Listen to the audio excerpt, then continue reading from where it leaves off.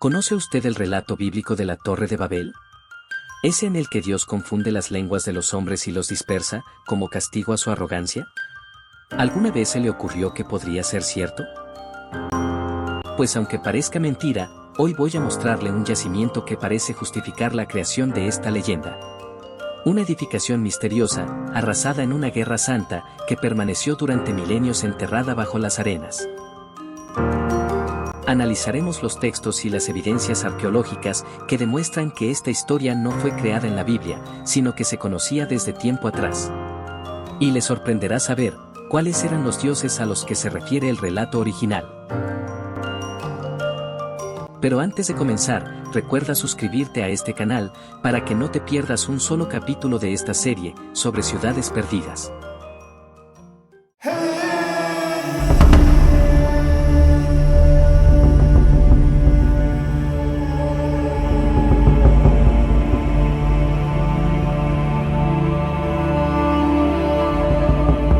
Solemos infravalorar los mitos. Los evaluamos como historias inocentes del pasado, que se contaban antes que la ciencia y la tecnología nos abrieran los ojos a la verdadera naturaleza del mundo.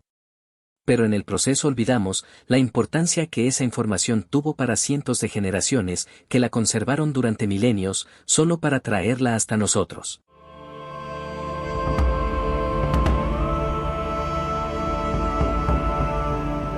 Según la Biblia, al principio todos los hombres hablaban un solo idioma y vivían en la misma ciudad, ubicada en algún punto incierto de la llanura del río Tigris. Un día decidieron construir una torre que llegara hasta el cielo, según la Biblia, por vanidad. Para lo cual usaron ladrillos cocidos y asfalto como argamasa. Pero el Señor bajó para observar la ciudad y la torre que los hombres estaban construyendo, y al verlos pensó espantado, que si este era el comienzo de sus obras todo lo que se propusieran lo conseguirían, y por lo tanto, era mejor confundir su idioma, para que no se entendieran entre ellos mismos, y fueran incapaces de completar tales proyectos. Además, Dios dispersó a los residentes de la ciudad, que inmediatamente abandonaron la construcción de la torre y la urbe conexa.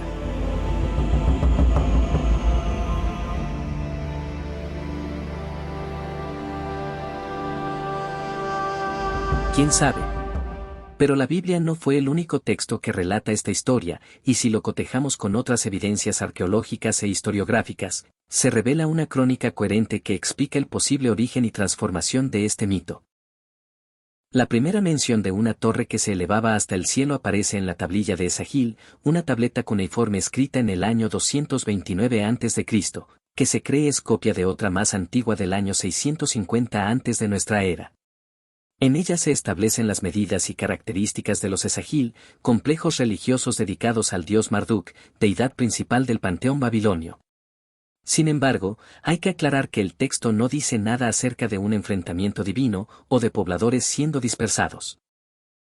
El mito bíblico de la Torre de Babel tal y como lo conocemos, tiene su origen a principios del siglo VI antes de nuestra era, cuando los hebreos fueron deportados por Nabucodonosor II a la región del Tigris, para trabajar como esclavos en el embellecimiento de Babilonia.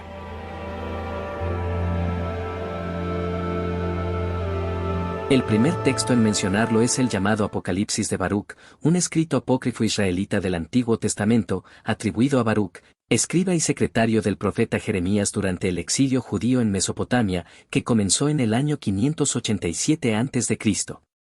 En la historia se narra que Baruc fue llevado por el ángel Famael al cielo, para que observase a los demonios que habían participado en la construcción de la torre, y luego fue llevado a los lugares a donde habían sido exiliados por Dios.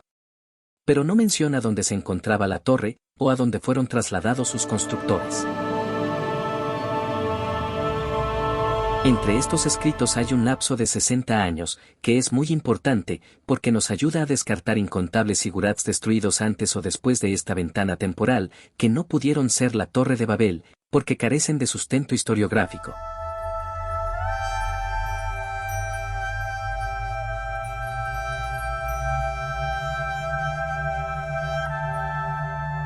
Un ejemplo de afirmaciones desconectadas de la cronología es la idea generalizada de que la Torre de Babel estaba localizada en Babilonia.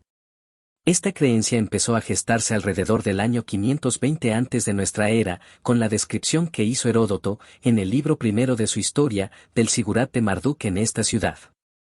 Sin embargo, él nunca afirmó que ese sigurat fuese la Torre de Babel, seguramente, porque tal edificio aún se encontraba en pie cuando él lo visitó.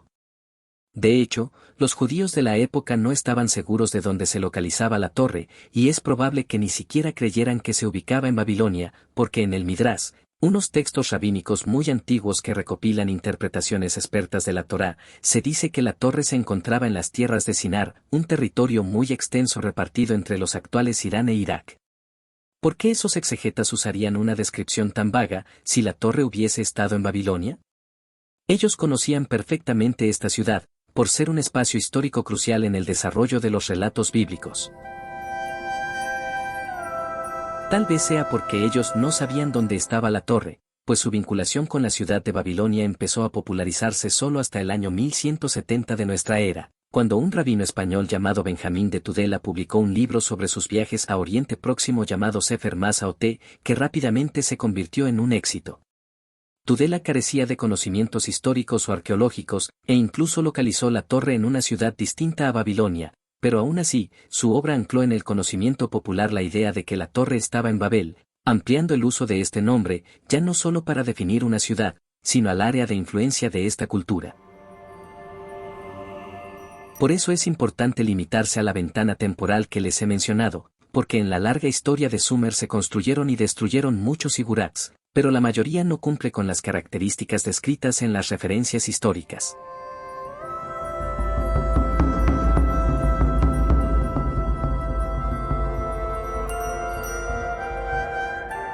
Tal vez.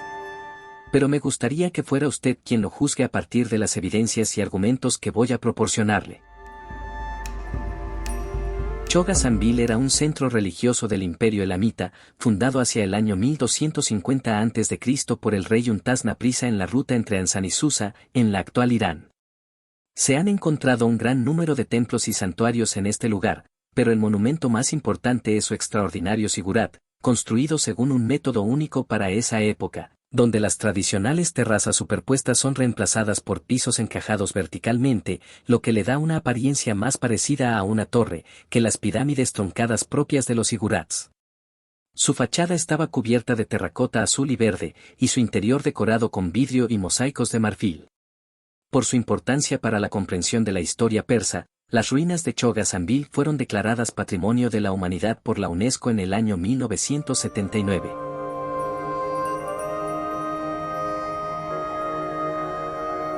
Hay varios aspectos que hacen especialmente interesante a este yacimiento y lo relacionan con el mito de la Torre de Babel.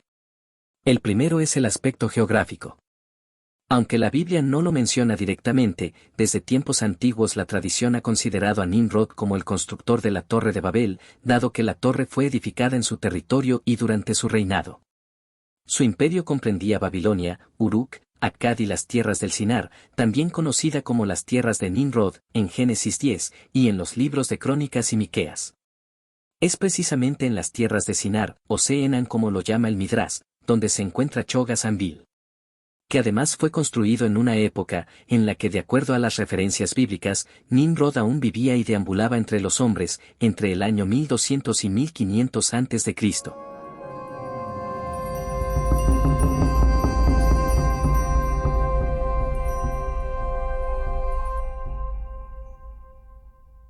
Otro aspecto importante es la coincidencia temporal.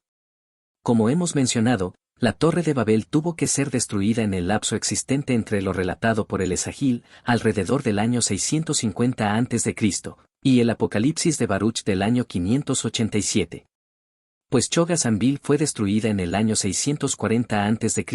por el rey asirio Asurbanipal, en una guerra despiadada y sangrienta que buscaba extirpar el imperio elamita de la faz de la tierra. En una inscripción, este rey afirma: destruí el sigurat. Rompí sus brillantes cuernos de cobre.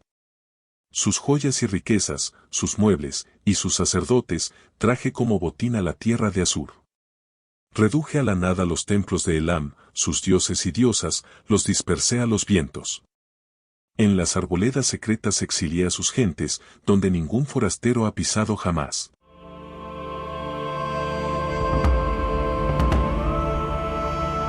Pero las coincidencias más interesantes son de carácter historiográfico, porque la forma en que fue destruida Chogazabil y lo que sucedió con sus gentes se parece bastante a lo descrito en el libro del Génesis. De acuerdo a las crónicas asirias, la ciudad fue totalmente destruida y su sigurat derribado y enterrado. La familia real fue deportada en calidad de prisioneros, el ejército elamita fue exterminado, y sus residentes fueron deportados en pequeños grupos a diferentes regiones de la zona del Sinar. Esto es importante porque no todas las guerras de Asurbanipal generaban medidas tan drásticas. Lo normal era saquear y vandalizar las ciudades, esclavizar o imponer tributos a los residentes y asimilar los soldados del ejército vencido.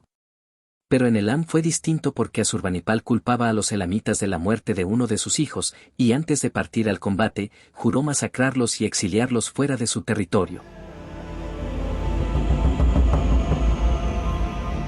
Otras coincidencias son de carácter estético. Detalles como el color de los azulejos de la fachada, que según escritos de la época de Sennacherib, eran de color verde en la base y azul en la cúspide. O la presencia de leones alados en la entrada y mosaicos de vidrio en su interior, todos ellos encontrados en Chogazabil.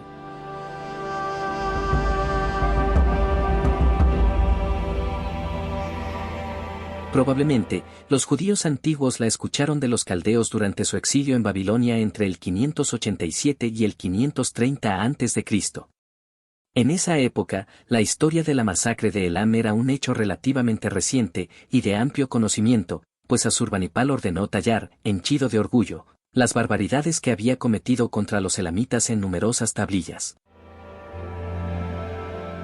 Parece probable que Baruch, en su calidad de escriba esclavo, haya sido enviado por Nabucodonosor a Chogazabil, que se ubica a apenas a 45 kilómetros de la antigua Babilonia, y haya visto la torre derrumbada.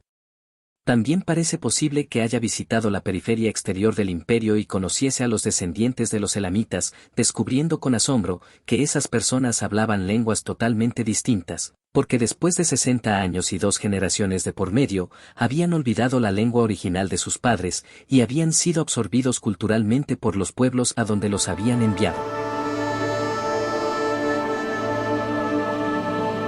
Solo resta una pregunta por responder, y es por qué Baruch atribuyó el suceso a Dios y no a Asurbanipal. La respuesta más simple, y la más perturbadora, son los llamados tratados de sumisión que los reyes asirios obligaban jurar a los esclavos capturados en batalla. Un ejemplo de estos tratados, suscrito en el año 652 AC, obligaba a los exiliados a repetir lo siguiente. Amarás a Asurbanipal, gran príncipe heredero, hijo de Asaradón, rey de Asiria, como a ti mismo. Jura que a partir de hoy, y mientras vivas, Asurbanipal, rey de Asiria, será vuestro Dios y Señor, y no instalarás ni buscarás a otro rey, o a otro Dios para vosotros. ¿A alguien más le suena esto parecido, al amarás a Dios como a ti mismo, de los mandamientos cristianos?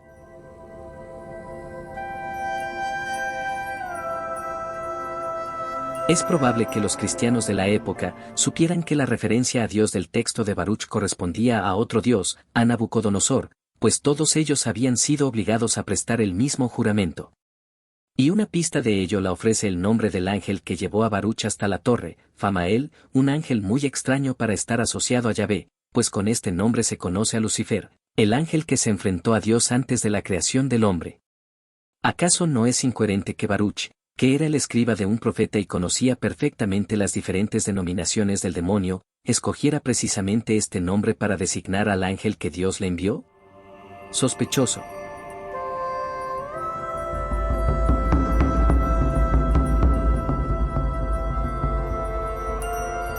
Pero ahora es turno para ti. ¿Qué opinas de lo que acabo de contarte? ¿Crees que Chogazabil podría ser el origen del mito de la Torre de Babel?